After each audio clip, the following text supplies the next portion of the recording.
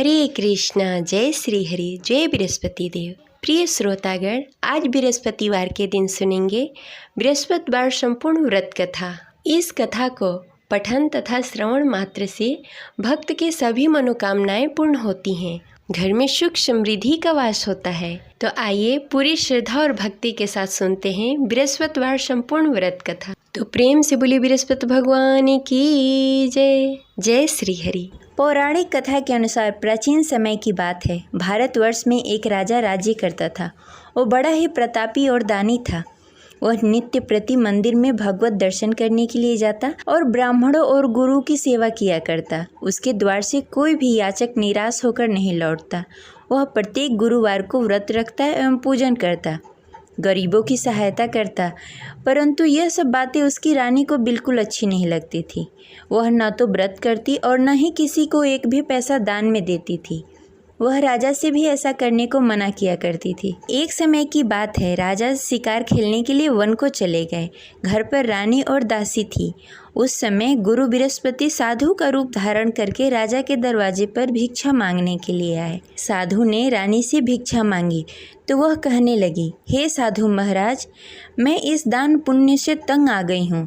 इस कार्य के लिए तो मेरे पति ही बहुत हैं। अब आप ऐसी कृपा करें कि सारा धन नष्ट हो जाए तथा मैं आराम से रह सकूं। साधु रूपी बृहस्पति देव ने कहा, हे देवी, तुम तो बड़ी ही विचित्र हो। संतान और धन से कोई दुखी नहीं होता, इसको सभी चाहते हैं। पापी भी धन और पुत्र की इच्छा करता है। अगर तुम्हारे पास धन अधिक है तो भूखे मनुष्यों को भोजन करवाओ, प्याव लगवाओ, ब्राह्मणों को दान दो, धर्मशाला बनवाओ, कुआं, तालाब, बावड़ी, बाग, बगीचे आदि का निर्माण कराओ तथा निर्धन कुंवारी कन्याओं का विवाह करवाओ।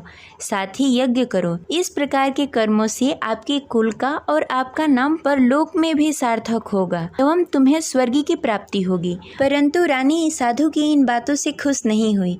उसने कहा, हे साधु महाराज, मुझे ऐसी धन की आवश्यकता नहीं है जिसे मैं अन्य लोगों को दान में देती फिरूं, जिसको रखने और संभालने में भी मेरा सारा वक्त निकल जाए। साधु ने कहा, हे देवी, यदि तुम्हारी ऐसी ही इच्छा है तो जैसा मैं तुम्हें बताता हूँ वैसा करना। बृहस्पतिवार के दिन आंगन को गोबर से लीपना और अपने केसों को पीली मिट्टी से धोना। केसों को धोते समय स्नान करना। राजा से कहना कि वो हजामत कराए। भोजन में मांस मदिरा खाना, कपड़े धोबी को धोने के लिए देना। इस प्रकार 7 बृहस्पतिवार को करने से तुम्हारा सारा धन नष्ट हो जाएगा। यह कहकर साधु महाराज रूपी बृहस्पति देव अंतर्ध्यान हो गए। रानी ने साधु के कहने के अनुसार 7 बृहस्पतिवार तक वैसा ही करने का विचार किया। साधु के बताए हुए कार्य करते हुए केवल 3 ही बृहस्पतिवार बीते कि उसकी सारी संपत्ति नष्ट हो गई। भोजन के लिए भी 2 समय परिवार तरसने लगा तथा सांसारिक भोगों से दुखी रहने लगा। तब राजा रानी से कहने लगा कि हे रानी, तुम यहाँ पर रहो, मैं दूसरे देश जा रहा हूँ। क्योंकि यहाँ पर मुझे सभी मनुष्य जानते हैं, इसलिए मैं यहाँ कोई कार्य नहीं कर सकता। मैं अब परदेश जा रहा हूँ, वहाँ कोई काम धंधा करूँगा, शायद हमारे भाग्य बदल जाए। ऐसा कहकर राजा परदेश को चला गया। वो वहाँ जंगल से लकड़ियाँ काट कर लाता और शहर में बेचता। इस तरह जीवन व्यतीत करने लगा। इधर राजा के बिना रानी और दासी दुखी रहने लगी। किसी दिन भोजन मिलता और किसी दिन जल पीकर ही रहना पड़ता। एक दिन रानी और दासी को भोजन किए बिना 7 दिन व्यतीत हो गए।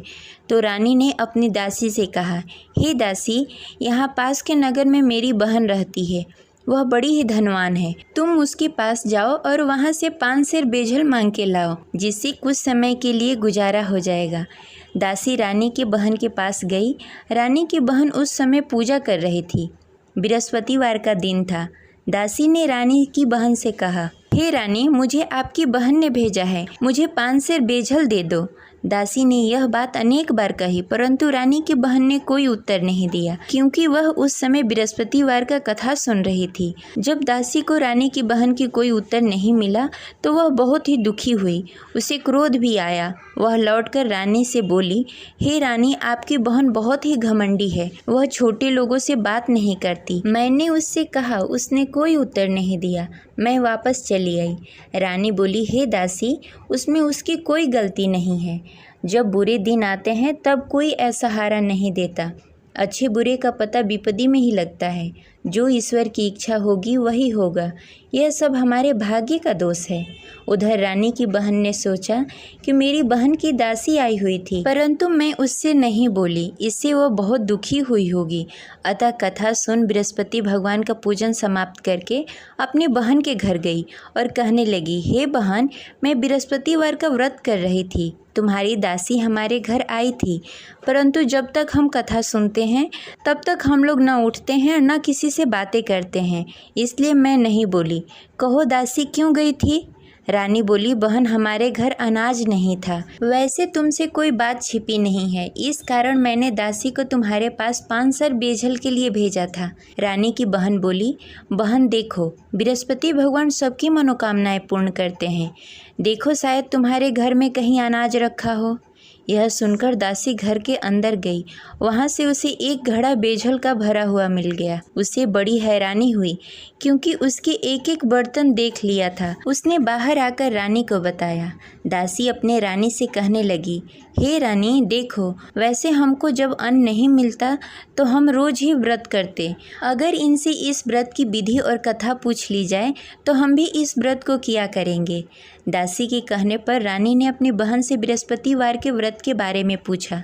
उसकी बहन ने बताया, हे रानी बहन, बृहस्पतिवार को सूर्योदय से पूर्व उठकर स्नान आदि से निवृत्त होकर बृहस्पतिवार का व्रत करना चाहिए, लेकिन उस दिन सिर नहीं धोना चाहिए। बृहस्पतिवार के व्रत में चने की दाल और मुनक्के से विष्णु भगवान और केले के वृक्ष की जड़ की पूजन करनी चाहिए तथा दीपक जलाएं। उस दिन एक ही समय भोजन करें, भोजन पीले खाद्य पदार्थ का करें तथा कथा सुनें। इस प्रकार करने से गुरु भगवान प्रसन्न होते हैं और अन्न पुत्र धन देते हैं। इस प्रकार व्रत और पूजन की विधि बताकर रानी की बहन अपने घर को लौट गई। रानी और दासी दोनों ने ही निश्चय किया कि वे बृहस्पति भगवान का पूजन जरूर करेंगी। 7 दिन बाद जब बृहस्पतिवार आया तो दोनों ने व्रत रखा। घुड़सार में जाकर चना और गुड़ बीन लाई तथा उसकी दाल से केले की जड़ में विष्णु भगवान का पूजन किया। अब भोजन कहाँ से आए? दोनों बड़ी ही दुखी हुई, परंतु उन्होंने व्रत किया था, इस कारण बृहस्पति देव भगवान प्रसन्न थे। वे एक साधारण व्यक्ति के रूप में 2 थालों में सुंदर पीला भोजन लेकर आए और दासी को देकर बोले, हे दासी, यह भोजन तुम्हारे और रानी के लिए है, तुम दोनों करना। दासी भोजन पाकर बड़ी ही प्रसन्न हुई और रानी से बोली, रानी जी भोजन कर लो। रानी को भोजन आने के बारे में कुछ पता नहीं था, इसलिए वह दासी से बोली, जा तू ही भोजन कर ले, क्योंकि तू हमारी व्यर्थ में हंसी उड़ाती है। दासी बोली, एक व्यक्ति अभी भोजन देकर गए हैं। रानी कहने लगी, वह भोजन तेरे लिए दे गए होंगे, तू ही भोजन कर ले। दासी ने कहा, वह व्यक्ति हम दोनों के लिए भोजन की थाली लेकर आए हैं, इसलिए मैं और आप दोनों ही साथ भोजन करेंगी। फिर दोनों ने गुरु भगवान का नमस्कार किया और भोजन प्रारंभ किया। उसके बाद से वे प्रत्येक बृहस्पतिवार को गुरु भगवान का व्रत और पूजन करने लगी। बृहस्पति भगवान की कृपा से उसके पास धन हो गया, परंतु रानी फिर पहले की तरह आलस्य करने लगी। तब दासी बोली, देखो रानी, तुम पहले भी इस प्रकार का आलस करती थी, तुम्हें धन को रखने में कष्ट होता था, इस कारण सभी धन नष्ट हो गए। अब गुरु भगवान की कृपा से धन मिला है तो फिर तुम्हें आलस्य होता है। बड़ी मुसीबतों के बाद हमने यह धन पाया है, इसलिए हमें दान पुण्य करना चाहिए। तुम भूखे मनुष्यों को भोजन कराओ, प्याव लगवाओ, ब्राह्मणों को दान दो, कुआं, तालाब, बावड़ी आदि का निर्माण कराओ, मंदिर पाठशाला बनवाओ, दान दो, कुंवारी कन्याओं का विवाह करवाओ। धन को शुभ कार्यों में खर्च करो, जिससे तुम्हारे कुल और यश बढ़े तथा स्वर्ग की प्राप्ति हो और पितृ प्रसन्न हो। दासी की इन बातों को मानकर रानी ने इसी प्रकार का कार्य करना प्रारंभ कर दिया, जिससे उसका काफ़ी यश फैलने लगा। एक दिन रानी और दासी आपस में विचार करने लगी, न जाने राजा किस दशा में होंगे, उनकी कोई खोज खबर नहीं है। गुरु भगवान से उन्होंने प्रार्थना की और भगवान ने रात्रि में राजा को स्वप्न में कहा, हे राजा उठ, तेरी रानी तुझे याद करती है, अब अपने देश को लौट जा। राजा प्रातःकाल उठकर जंगल से लकड़ियाँ काटकर लाने के लिए जंगल की ओर चल पड़ा। जंगल में गुजरते हुए वह सोचने लगा, रानी की गलती से कितने दुख भोगने पड़े। राजपाट छोड़कर जंगल में आकर रहना पड़ा। जंगल में लकड़ियां काटकर उन्हें बेचकर गुजारा करना पड़ा। उसी समय उस जंगल में बृहस्पति देव साधु के रूप में प्रकट हुए और राजा से पूछने लगे, हे लकड़हारे, तू इस सुनसान जंगल में किस चिंता में बैठा है, मुझे बताओ। यह सुनकर राजा के नेत्रों में जल भर आया और साधु की वंदना कर बोला, हे प्रभु, आप सब कुछ जानते हैं। इतना कहकर राजा ने साधु को अपनी संपूर्ण कहानी सुनाई। महात्मा तो स्वभाव से ही दयालु होते हैं। वे राजा से बोले, हे राजा, तुम्हारी रानी ने बृहस्पति देव के प्रति अपराध किया था, जिसके कारण तुम्हारी यह दशा हुई। अब तुम किसी प्रकार की चिंता मत करो, भगवान तुम्हें पहले से भी अधिक धन देंगे। देखो, तुम्हारी पत्नी ने बृहस्पतिवार का व्रत करना प्रारंभ कर दिया है। अब तुम भी बृहस्पतिवार के दिन व्रत रखो। चने की दाल और गुड़ जल के लोटे में डालकर केले के पत्ते में विष्णु भगवान का पूजन करो। फिर कथा कहो या सुनो, भगवान तुम्हारी सब मनोकामनाएं पूर्ण करेंगे। साधु को प्रसन्न देखकर राजा बोला, हे प्रभु, मुझे लकड़ी बेचकर इतना पैसा भी नहीं बचता जिससे भोजन करने के उपरांत कुछ बचा सकूं। मैंने रात्रि में अपनी रानी को व्याकुल देखा। मेरे पास कोई साधन नहीं जिससे समाचार जान सकूं। फिर मैं बृहस्पतिवार की कौन सी कहानी कहूँ या सुनूं, मुझको तो कुछ भी मालूम नहीं है। साधु ने कहा, हे राजा, तुम किसी बात की चिंता मत करो। बृहस्पतिवार के दिन तुम रोजाना की तरह लकड़ियाँ लेकर शहर जाओ। तुम्हें रोज से दुगना धन प्राप्त होगा, जिससे तुम भली भांति भोजन कर लोगे तथा बृहस्पति देव की पूजा सामग्री भी लेकर आओगे। बृहस्पति देव की कथा इस प्रकार है। प्राचीन काल में एक बहुत ही निर्धन ब्राह्मण था। उसके घर में कोई संतान नहीं थी। वह नित्य प्रति पूजा पाठ करता, परंतु उसकी स्त्री बहुत ही मलिनता के साथ रहती। वह न स्नान करती, न ही किसी देवता का पूजन करती। प्रातःकाल उठते ही सर्वप्रथम भोजन करती, बाद में कोई अन्य कार्य करती। ब्राह्मण देवता बहुत ही दुखी रहते थे। पत्नी को बहुत समझाते, किंतु उसका कोई परिणाम नहीं निकलता। भगवान की अनुकंपा से एक समय ब्राह्मण की पत्नी गर्भवती हुई और 10वें महीने एक सुंदर कन्या को जन्म दिया। निर्धन ब्राह्मण कन्या के जन्म से बहुत दुखी हुआ। धीरे धीरे ब्राह्मण की कन्या बड़ी होने लगी। बचपन से ही उस कन्या की रुचि भगवान विष्णु की पूजा में थी। वह प्रातः उठती, स्नान ध्यान करती, उसके बाद भगवान विष्णु की पूजा करती और मंदिर में जाती। बृहस्पतिवार को व्रत करके विधि विधान पूर्वक पूजा पाठ करती। पूजा पाठ के बाद वह पढ़ने के लिए पाठशाला जाती। घर से चलते समय वह मुट्ठी भर जौ साथ में लेकर जाती और पाठशाला के रास्ते में थोड़ी थोड़ी जौ गिराते जाती।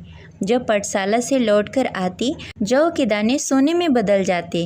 लड़की सभी सोने के दाने बीन लाती। एक दिन जब वह सोने के दानों को साफ कर रही थी, तो उसकी माँ ने कहा, बेटी, सोने के दाने साफ करने के लिए सोने का सूप भी होना चाहिए। अगले दिन बृहस्पतिवार था।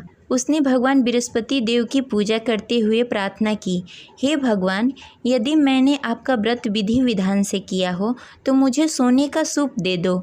भगवान बृहस्पति देव ने उसकी मनोकामना पूरी करने का वचन दिया। पाठशाला से लौटते समय उसने रास्ते में सोने का सूप पड़ा हुआ मिला। घर लौटकर सोने का सूप अपनी माँ को दिखाकर वह सोने के दाने साफ करने लगी। उसी समय नगर का राजकुमार उसके घर के पास से गुजर रहा था। उस सुंदर लड़की को सोने के सूप में जौ साफ करते देख राजकुमार उस पर मोहित हो गया। राजकुमार ने अपने पिता से उस लड़की से विवाह करने की इच्छा प्रकट की। तो राजा ने ब्राह्मण को महल में बुलाकर राजकुमार से उसकी लड़की के विवाह की बात कही। ब्राह्मण तैयार हो गया। धूमधाम से उस लड़की का विवाह राजकुमार से हो गया। दुल्हन बनकर ब्राह्मण की लड़की महल में चली गई। लड़की के चले जाने से ब्राह्मण फिर से निर्धन हो गया। उसे कई कई दिनों तक बिना भोजन के रहना पड़ा। बहुत दुखी होकर ब्राह्मण एक दिन अपने लड़की के पास गया। अपने पिता से निर्धनता का समाचार सुनकर उसे बहुत सारा धन देकर पिता को विदा किया। उस धन से ब्राह्मण का कुछ दिनों तक आराम से गुजारा हुआ, लेकिन जल्द ही फिर भूखों मरने की हालत हो गई। ब्राह्मण अपनी लड़की से धन लेने के लिए फिर महल में पहुंचा। लड़की ने पिता की बुरी हालत देखकर कहा, पिताजी, आखिर आप कब तक मुझसे धन लेकर जीवन व्यतीत करेंगे? आप कोई ऐसा उपाय क्यों नहीं करते जिससे आपका घर धन धान से भर जाए। ब्राह्मण ने कहा, मैंने तेरी माँ को बहुत समझाने की कोशिश की, पर उसकी समझ में कुछ नहीं आता। उसकी फुहरता नष्ट हो तब तो घर की निर्धनता दूर हो। तब कुछ सोचकर लड़की ने पिता से कहा, पिताजी, आप कुछ दिनों के लिए माँ को मेरे पास छोड़ जाओ। तब कुछ सोचकर ब्राह्मण ने पत्नी को लड़की के पास महल में छोड़ दिया। लड़की ने अपनी माँ से कहा, माँ, तुम कल प्रातः उठकर स्नान आदि करके भगवान विष्णु की पूजा करना। पूजा करने से तुम्हारी निर्धनता अवश्य दूर हो जाएगी। लेकिन उसकी माँ ने उसकी कोई बात नहीं मानी। तब क्रोधित होकर लड़की ने अपनी माँ को एक कक्ष में बंद कर दिया। सूर्योदय के समय माँ को उठाकर जबरदस्ती उसे स्नान आदि करवाया। फिर मंदिर में ले जाकर भगवान बृहस्पति देव की पूजा करवाई। कुछ दिनों तक ऐसा करने से माँ की बुद्धि में कुछ परिवर्तन हुआ और वह स्वयं बृहस्पतिवार का व्रत रखने लगी। उसके व्रत करने से ब्राह्मण के घर की निर्धनता दूर हो गई और भगवान विष्णु की अनुकंपा हुई और दोनों पति पत्नी धन संपत्ति पाकर आनंद पूर्वक जीवन व्यतीत करते हुए विष्णु धाम को चले गए। लकड़हारा बने राजा ने उस साधु से भगवान विष्णु देव की यह कथा सुनकर बृहस्पतिवार का व्रत करना शुरू कर दिया और भगवान विष्णु की पूजा करने लगा। उस दिन से उसके सभी क्लेश दूर हो गए।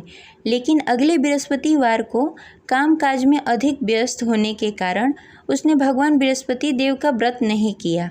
भगवान बृहस्पति देव लकड़हारे से क्रोधित हो गए और उसे भूल की सजा दी। उस दिन नगर के राजा ने नगर में घोषणा करके सबको सूचित किया कि प्रत्येक नागरिक मेरे महल में भोजन करने आए। जो नहीं आएगा उसे अपराधी मानकर भारी दंड दिया जाएगा। लकड़हारा बने राजा ने उस नगर के राजा की घोषणा तो सुनी, लेकिन जंगल से लकड़ी काटकर लाने और उसे बेचने में देरी हो जाने के कारण वह समय पर महल में भोजन करने नहीं पहुंच सका। अतः राजा के सैनिक लकड़हारे को पकड़कर महल में ले गए। राजा ने उसे महल के एक कक्ष में बैठाकर भोजन कराया। उस कक्ष में एक खुट्टी पर रानी का सोने का हार लटका हुआ था। लकड़हारा अकेला उस कक्ष में भोजन कर रहा था। तभी उसने एक आश्चर्यजनक घटना देखी। देखते ही देखते वह खुट्टी हार को निगल गई। थोड़ी देर बाद जब राजा ने हार को गायब देखा तो लकड़हारे को कारावास में डाल दिया। लकड़हारा मन ही मन अपने भाग्य को कोसने लगा। तभी उसे जंगल में मिले साधु का स्मरण हुआ। थोड़ी देर में भगवान बृहस्पति देव सन्यासी के रूप में उसके सामने प्रकट हुए और कहा, हे लकड़हारे, तूने भगवान बृहस्पति देव की पूजा नहीं की, इसी कारण तुम्हें कष्ट हो रहा है। लेकिन अब चिंता मत करो, बृहस्पतिवार के दिन कारागार के दरवाजे पर तुम्हें कुछ पैसे पड़े हुए मिलेंगे। उन पैसों से भगवान बृहस्पति देव का व्रत करके उनकी पूजा करोगे तो तुम्हारे सारे दुख दूर हो जाएंगे। फिर बृहस्पतिवार के दिन दरवाजे पर पड़े पैसे राजा को मिले, जिससे उसने चने की दाल, गुड़, मुनक्का मंगाकर भगवान बृहस्पति देव की कथा कही और व्रत किया, जिससे भगवान बृहस्पति देव प्रसन्न होकर उस नगर के राजा को स्वप्न में लकड़हारे को मुक्त करने को कहा। सुबह राजा ने आकर अपने कक्ष में देखा कि खूंटी पर हार टंगा हुआ है। राजा ने लकड़हारे को मुक्त कर दिया, उसे धन और आभूषण देकर विदा किया। लकड़हारा बना राजा उस नगर से चलकर अपने नगर की तरफ चल दिया। जब राजा अपने नगर में पहुंचा तो उसने देखा उस नगर में कुएं, धर्मशाला, बाग बगीचे देखकर बहुत प्रसन्न हुआ। राजा ने किसी से पूछा, ये कुएं, धर्मशाला किसने बनवाए? सबने उसे बताया कि ये सब रानी और दासी ने बनवाए हैं। राजा जब महल में पहुंचे तो रानी ने उनका भव्य स्वागत किया। तब राजा ने निश्चय किया कि सप्ताह में एक बार तो सभी बृहस्पतिवार का व्रत तथा पूजन कर सकते हैं, परंतु मैं प्रतिदिन व्रत किया करूँगा तथा दिन में 3 बार कथा कहूँगा। अब राजा हर समय दुपट्टे में चने की दाल बांधकर रखते तथा दिन में 3 बार बृहस्पतिवार का कथा कहते। कुछ दिनों के बाद राजा को अपनी बहन की याद आई। एक दिन घोड़े पर सवार होकर राजा अपनी बहन से मिलने के लिए चल दिया। अभी राजा नगर के बाहर ही पहुंचा था कि उसने देखा कि कुछ लोग एक 100 को ले जा रहे हैं। राजा को स्मरण हुआ कि आज उसने किसी को बृहस्पतिवार का व्रत कथा नहीं सुनाया। राजा ने उन लोगों से रोककर कहा, भाइयों, आप 100 ले जाने से पहले मुझसे बृहस्पतिवार का कथा सुन लो। लोगों ने राजा पर क्रोधित होते हुए कहा, तुम पागल तो नहीं हो? लेकिन कुछ बड़े बुजुर्ग लोगों ने कहा, अच्छा भाई, तुम साथ में चलते चलते अपनी कथा भी सुनाते रहो। राजा ने चलते चलते आधी ही कथा सुनाई थी कि 100 हिलने लगा। राजा की पूरी कथा समाप्त होते ही सब उठकर बैठ गया। लोगों ने हैरानी से दांतों तले उंगली दबाई और अगले बृहस्पतिवार को भगवान बृहस्पति देव का व्रत करने व कथा सुनने का निश्चय कर लिया। अब घोड़े पर सवार होकर राजा चलते हुए एक किसान के पास पहुंचा। किसान अपने खेत में हल चला रहा था। राजा ने कहा, अरे भाई, मुझसे बृहस्पतिवार का कथा सुन लो। किसान झुंझलाकर बोला, अरे भाई, देख नहीं रहे, जितनी देर मैं तुम्हारी कथा सुनूंगा उतनी देर में तो पूरी खेत में हल चला लूंगा। राजा निराश होकर चला गया। तभी किसान का बैल लड़खड़ा के गिर गया और किसान के पेट में भी जोरों से दर्द होने लगा। जब उसकी पत्नी वहां आई तब उसने पूछा कि क्या हुआ। किसान ने घुड़सवार की पूरी कहानी सुनाई कि पत्नी दौड़ती हुई राजा के पास पहुंची और हाथ जोड़कर बोली, भैया, मैं तुम्हारी कथा सुनने के लिए तैयार हूँ। राजा ने उसके साथ खेत पर पहुंचकर बृहस्पतिवार की कथा सुनाई। तभी बैल भी उठकर खड़ा हो गया और किसान के पेट का दर्द भी तुरंत ठीक हो गया। राजा वहां से अपने घोड़े पर सवार होकर अपने बहन के घर पहुंचा। तब राजा की वहां बहुत आव भगत हुई। अगले दिन सुबह उठकर राजा ने देखा घर के सभी लोग भोजन कर रहे हैं। किसी भूखे को बृहस्पतिवार का कथा सुनाए बिना राजा कभी भोजन नहीं करता था। उसने बहन से कहा, बहन, क्या घर में कोई ऐसा व्यक्ति है जिसने भोजन नहीं किया हो?